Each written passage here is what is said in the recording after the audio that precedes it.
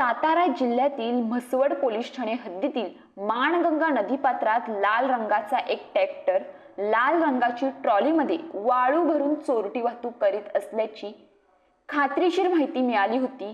त्यानुसार ट्रॅक्टर आणि ट्रॉलीला पकडण्याकरिता म्हसवड, शिरताव, पुळकोटी अशा बाजूने जात असताना शिरताव ते पुळकोटी जाणाऱ्या रोडवर बनगरवाडी गावच्या पुलाजवळ एक लाल रंगाचा ट्रॅक्टर ट्रॉलीसह रोडवर दिसल्याने त्याचा पाठलाग करून पकडले असता त्यामध्ये वाळू भरलेली दिसून आली।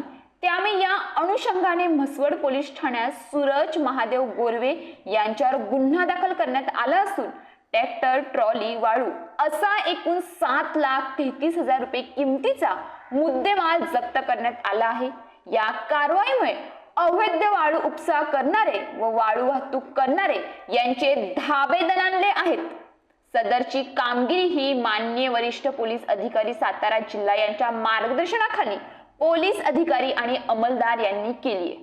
तर सहाय्यक पोलीस निरीक्षक अक्षय सोनवणे, पोलीस उपनिरीक्षक अनिल वाघमोडे, नवनाथ शिरकुळे, सतीश जाधव, अनिल वाघमोडे, संतोष काळे, योगेश सूर्यवंशी, भास्कर गोडसे, राहुल थोरात, विनोद सपकाळ यांनी दमदार कामगिरी केली आहे। न्यूज पोलीस रिपोर्टर आकाश भिसे, सातारा।